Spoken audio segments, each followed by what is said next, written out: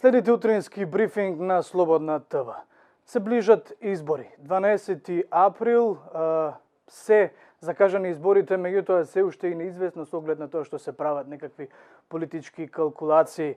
Со мојот колега, драг и долгогодишен новинар, уредник Љубиша Николовски разговараме за двете интервјуа кои што неодамна ги правеше со лидерот на опозицијата Христијан Мицкоски и со премиерот и лидер на СДСМ Зоран Заев. Љубиша, добре дојде. Добро почнавте. Ти благодарам за тоа. Меѓутоа, моето прашање пред се. Логистички, ако се земат во предвид сите подготовки за едно интервју со лидер на опозиција или уште повеќе протоколот со еден премиер, кој од нив е потежок или по-лош за договарање? Па, знаете што, кога им требате, воопшто не е тешко да ги договорите, сами ќе ве најдат. Кога е густо, кога ги барате, некојаш ги нема. Овој пат не беше тешко, имајќи предвид дека се ближат изборите и секој настап на медиумите им е важен, бидејќи патуваат порека до своите подржувачи и гласачи. Така што не беше тешко да се договорат двете интервјуи. Да, убаво ова, кога ви требаат, ве бараат. Таков е всушност и принципот на работа и во собрание за некои од темите, меѓутоа да не должам за тоа.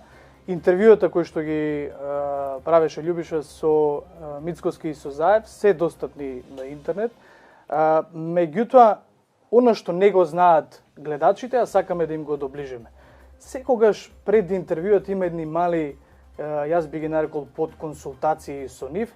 И сега, дали имаше тема и кај Мицкоски и кај Заев, ако може да не се разговара за ова и оваа тема, бидејќи се ближат сепак избори? Не. Значи, немаше никакви ограничувања околу тоа за што ќе говориме на овие интервјуа. Иако долгогодишната пракса ми навестува за што едниот, за што другиот може да говори. Улогата на опозицијата е секогаш да критикува по сите основни точки, а на власта да ги брани, да го брани она што го направило во текот на периодот док е била на власт.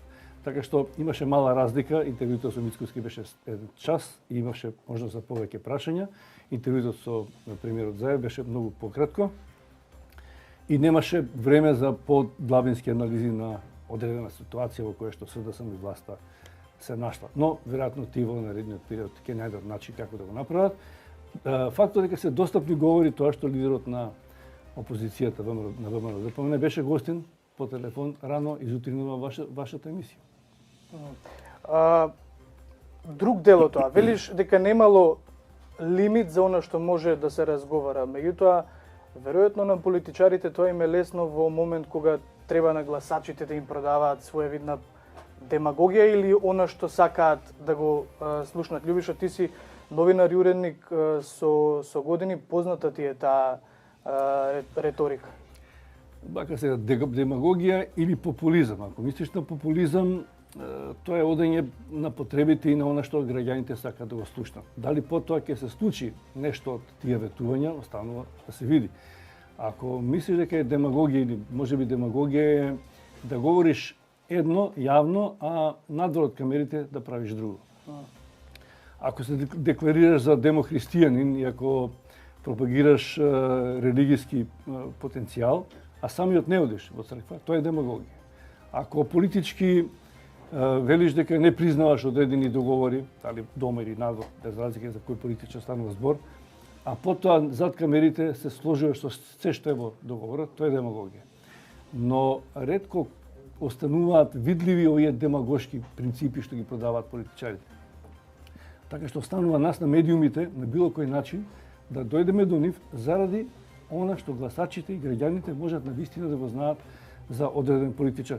На Запад мислам дека е малку поинаку, таму секој политичар буквално е истресен од чевлите пред да дојде на функција и знаеме се и приватно и службено што тој мисли. Тука приватно се знае се, се снима на секаде. Да, може би да е така, но ние не знаеме каков е приватниот живот на нашите политичари. Многу малку знаеме за тоа. А може би тие немаат култура да се отворат и да го кажат тоа пред камера. Па се уште нивниот пиар не ги учи на тоа. Да, јас одбрав дел од интервјуата на Заев и на Мицкоски. Ќе одиме со изјавата на Заев во твоето интервју и ќе се вратиме кратко да дискутираме. Само да седна да се направат математиките, Верувам дека треба да бидат. Мислам, некој пат кажале некој пат дека тие се повеќе за 6 или за 3. И сега се држат тука. Ове седнете луѓе, направите си математиките, прво ќе видите дека дава повеќе шанса за помалку бројните етнички заедници за нивна застапеност во парламентот и тоа не повеќе од тоа што се како граѓани, туку ќе бидат еднакво застапени по процент колку се граѓани толку во парламентот. Сега не е така. Втората работа им дава на нив како политички партии за повеќе мандати. И некој пат борбата за еден пратенички мандат зависи кој ќе влезе во влада или не, ќе земе одговорност и чест или не. Значи во такви околности апелирам до сите, нека си направат математиките, јас го разбирам во МРДП, не губи, но губи и Социјалдемократскиот сојуз. Ние губиме и повеќе, како прворангирана партија, како и да и правите калкулациите, така да добива државата, добива демократијата, добива мултиетничноста и мултидимензионалноста на самиот парламент и верувам дека тоа треба да го направи. Више, оваа изјава на Заев за една изборна единица, да, е пресна во интервјуто, меѓутоа ова е стара идеја која што партијата на власт ја пропагираше пред да дојде на власт, меѓутоа цела собраниска процедура за измени во изборниот законник е заглавена во собранието, а спикерот Џафери вика нема шанси да разговараме за една изборна единица. Дали е ова дел од таа една демагогија? Ке ги слушнеме и другите политичари. Да, ако Заев ветува, а самиот знае дека тоа не може да пројде, и ако е тоа, да кажам, мачкање на очи на тие кои ги поддржува, тогаш е демагогија. Иако не можеме да знаеме со сигурност што ќе се случи ако овие кои што опонираат, ако и тоа не е демагогија. Знаете како? Ајде слушнеме и да го слушнеме, да, и Мицкоски. Ние како ВМРО-ДПМН не сме учествували во тој процес. Добро. Учествувал некој друг политичар. Да, вие рековте, постои трпеза, тоа ќе биде што ќе направите, да, за текното право. Так. Еве имаме два пата. Едниот пат е доколку ние математичкиот сега дел ќе го кажам, доколку ние освоиме 80 пратеника.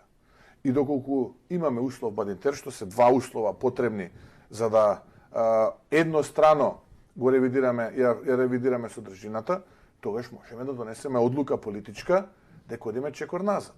Доколку тој математички услов не е исполнет, единствено нешто што ни преостанува е Македонија на брза трака, дел од европското семејство на народите, подонатре да ги менуваме работите. Инаку доколку ме прашувате за реалноста, јас не би бил дел од реалноста во Македонија и да кажувам дека тоа не е така како што вие велите, бидејќи јас сум универзитетски професор, плата земам од Министерството за финансии со новата придавка. Работам у универзитет кој што го направи својот статут согласно препораките од Министерството за образование на државата со новата придавка. Плаќам данок таму. Дел сум од вашата емисија која што функционира во оваа реалност. Ја не би бил искрен кон гласачите, тогаш би бил како други политичари кои што се колнеа во жица, талка низ времето изгубени, го бараа семето, се колнеа во најмилото и потоа направија спротивно. Бил како нив. Не, јас сум различен. Една изборна единица беше ветувањето на Заев, а договорот со Бугарија и со Грција беа предмет на критики на Мицкоски, кој што пак на средбата со Борисов убаво рече ние ќе го почитуваме договорот со Бугарија. За овој популизам зборува. За таа демагогија можеме се. Во оваа ситуација тоа би го крстил како демагогија, дури овој дел првиот Мицкоски од изјавата е сличен како оној на Заев. 81 пратеник Мицкоски знае дека не може да добие. Но повикува и тоа е демагогија. И знае дека и да ги освои тие дека она што е подпишано меѓународно како договор, дека тешко се поништува. И ако се обиде да го направи, тоа можеби ќе го стори. Меѓутоа, тоа е поврзано со членството во НАТО. Тоа предизвикува серија на негативни односи кон оваа држава, што не верувам дека ни Мицкоски е подготвен да го направи. И трето, Мицкоски знае дека треба да формира коалицијска влада со една од албанските партии. Дека тоа нема да помине така лесно. Тоа е кажано и на конгресот на ДУИ. Так. И да не е ДУИ, да се другите албански партии, треба да му испорачаат нешто. Значи, демагогија е се што однапред знаете дека нема да се случи. Ке ја следиме секако предизборната кампања со оглед на Само тоа сега што... да кажам две ситуации, кои имаме една минута време. Да, завршуваме. И Заев и Мицкоски имаат свој таргет на гласачи. Заев во овој момент им се обраќа на неопределените, за кои што мисли дека можеби се разочарани од начинот на владење. Но овој пат СДСМ нема проблем со своите гласачи. Кај Мицкоски е обратно. Мицковски за прв пат мора да им се обраќа на своите, бидејќи дел од неговите поддржувачи се уште во мозокот го имаат, во идеологијата го имаат Груевски. И тој нити е да расчисти со едните, нити со другите. Бидејќи Мицковски, можеби дел од поддржувачите на Груевски, нема да гласаат за оваа партија. И затоа тој се обраќа на своите. Таа разлика е битна како ќе надвладе меѓу гласачите. Така, Љубиша, ти благодарам уште еднаш што одвои време за утрински брифинг.